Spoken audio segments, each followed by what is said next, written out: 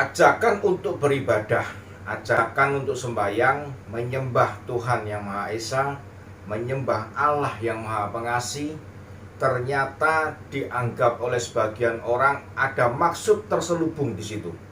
Sobat-sobatku semuanya, jika hati kita kotor, jika pikiran kita kotor dipenuhi dengan rasa iri, benci, kedengkian, kesombongan, maka segala sesuatu yang dikerjakan oleh seseorang tentu akan kita pandang dengan sinis dan kita menganggapnya itu adalah sebuah perbuatan yang tidak baik menurut kita. Nah, sobat-sobatku semuanya, kemarin ada seorang bintang iklan baru yang muncul di permukaan negeri ini. Bintang iklan ini adalah merupakan seorang tokoh masyarakat, seorang tokoh nasional di negara ini. Ganjar Pranowo, mantan gubernur Jawa Tengah. Dia adalah tokoh yang diangkat oleh sebuah perusahaan televisi swasta untuk masuk di dalam sebuah iklan layanan sosial, yang dimana iklan itu memang ditujukan kepada seluruh rakyat Indonesia agar mengingat waktu yang memang itu merupakan sebuah kewajiban bagi umat muslim untuk melakukan sembahyang. Tetapi apa yang terjadi sobat-sobatku semuanya? Ada sekelompok masyarakat yang menganggap nyinyir, yang menganggap sinis atas apa yang dia lakukan. Sebagian orang memandang bahwa dia sedang melakukan kampanye melalui media sosial, yaitu iklan di sebuah stasiun televisi. Apakah betul sobat-sobatku semuanya? Bahkan Bawaslu dikabarkan akan meneliti lebih jauh apakah termasuk kampanye sebelum waktunya, sebelum waktu yang ditentukan. Apakah yang dikatakan kampanye di dalam Undang-Undang Pemilu nomor 7 tahun 2017? Sobat-sobatku semuanya, apakah memenuhi unsur kampanye seorang Ganjar yang ada di dalam iklan untuk mengundang rakyat untuk ikut untuk melaksanakan ibadahnya? Apakah ada foto gambar jati diri?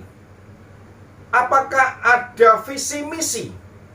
Apakah ada gambar partai pendukung atau pengusung Ganjar sebagai capres? Karena memang saat ini Ganjar sedang dicapreskan oleh sekelompok partai yang ada di Republik ini, yang memang itu adalah partai peserta pemilu.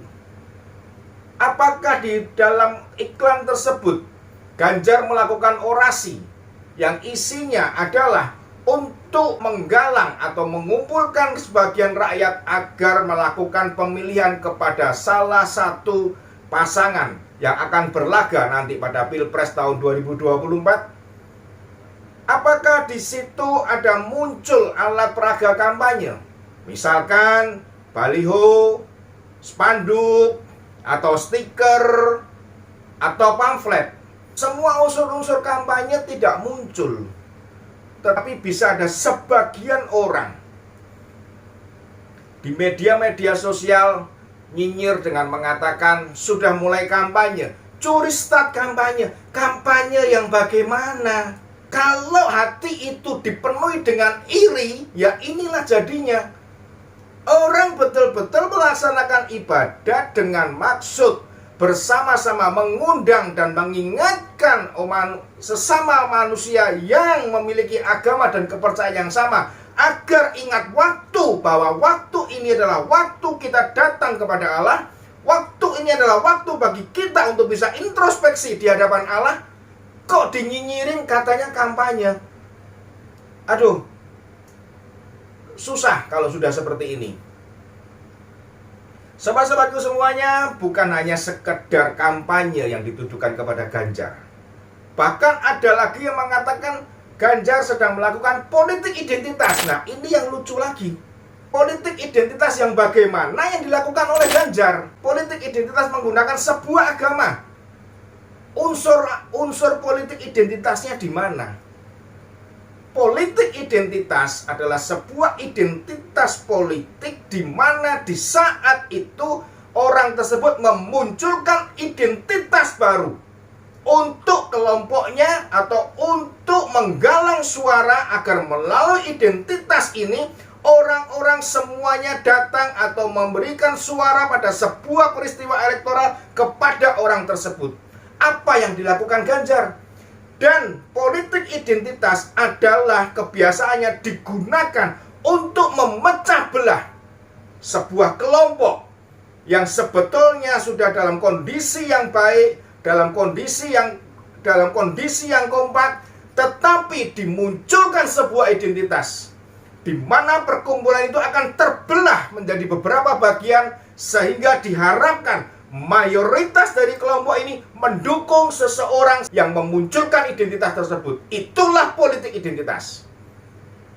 Yang jelas sebuah politik identitas sudah pernah dilakukan pada waktu pilihan gubernur DKI 2017, dan itu pun disusul kemudian pada waktu Pilpres tahun 2019. Itulah politik identitas yang memecah belah bangsa ini. Itulah politik identitas yang digunakan sehingga persatuan, kesatuan, dan jalinan toleransi di rakyat Indonesia terpecah pada waktu itu. Dan itu jangan sampai terulangi lagi pada tahun 2024 pada saat kita mengadakan pesta demokrasi pemilihan presiden untuk republik kita tercinta ini. Sobat-sobatku semuanya, jika Ganjar dikatakan melakukan kampanye pada waktu itu, lantas bagaimana yang dilakukan oleh salah satu baca pres pada waktu di Surabaya dengan video yang berikut ini? Anies Presiden! Anies Presiden! Di sini jelas terlihat bahwa ada terjadi pengumpulan massa. Dikatakan itu bukan dalam rangka untuk mengundang, memang tidak mengundang, tetapi ada kesengajaan untuk mengumpulkan massa di sebuah tempat ibadah. Dan kita lihat di dalam video itu muncul teriakan yang jelas-jelas menunjukkan identitas, gambar jati diri seseorang yang berada di sana, yang pada waktunya nanti akan mengikuti proses demokrasi di republik ini. Sahabat-sahabatku semuanya, Bawaslu Jawa Timur akhirnya memutuskan tidak memenuhi unsur kampanye. Well, ya memang seperti inilah jadinya. Karena yang bersangkutan memang bukanlah calon presiden. Anda bisa membandingkan manakah sebetulnya yang secara logika memenuhi unsur dan secara logika tidak memenuhi unsur. Di dalam sebuah WA group yang saya ikuti, di situ ada seorang kaya di negeri ini, terkenal namanya di negeri ini. Saya kira semua pasti mengerti dan semua pasti mengenal, dari pemerintahan pusat, dari pengusaha pusat, sampai ke rakyat bawah, pengusaha bawah, sampai pemerintah daerah mengerti nama orang ini. Dia secara tiba-tiba mengirimkan gambar, mentransfer sebuah gambar. Di gambar ini dituliskan, kita sudah berada di era di mana penggemar bokep jadi model tayangan azan maghrib. Sobat-sobatku semuanya, sebuah postingan yang sangat kasar, sangat biadab. Postingan ini bisa mengundang keributan, bisa mengundang permusuhan, bisa mengundang pertengkaran di antar sesama jemaat yang kebetulan mantan gubernur menjadi bintang iklan tersebut. Di dalam postingan inilah yang namanya politik identitas. Orang ini memiliki maksud untuk memecah belah umat muslim, untuk membagi umat muslim agar nanti pada waktunya penggemar bokep yang dimana menjadi model tayangan azan maghrib akan dikatakan, jika Anda memilih ini maka kamu kafir. Jika kamu mengikuti penggemar bokep ini maka kamu neraka. Itu tujuan postingan dia. Sehingga jika memang Ganjar berhasil menjadi capres di republik ini, maka diharapkan sebagian umat muslim akan merasa kafir dan akan takut masuk neraka jika pada waktunya memilih dia sebagai calon presiden yang diharapkan bisa menjadi presiden republik ini. Inilah sobat-sobatku yang namanya politik identitas. Dan ini ditransfer oleh tim pendukung. Orang ini menjadi tim sukses. Bahkan bisa dikatakan dia menjadi orang yang paling berpengaruh di dalam sebuah tim yang akan memenangkan seorang capres di republik ini. Yang kita tahu, Orang ini memang berkali-kali mengikuti proses elektoral. Sobat-sobatku semuanya, berhati-hatilah dengan tim mereka, karena perbuatannya tidak memiliki akhlak. Bisa memecah belah bangsa ini, bisa memecah belah umat. Sangat-sangat biadab. Dia tidak tahu bahwa republik ini harus menjaga persatuan, kesatuan, walaupun perbedaan pandangan, walaupun perbedaan pilihan, tapi bukan dipecah seperti ini.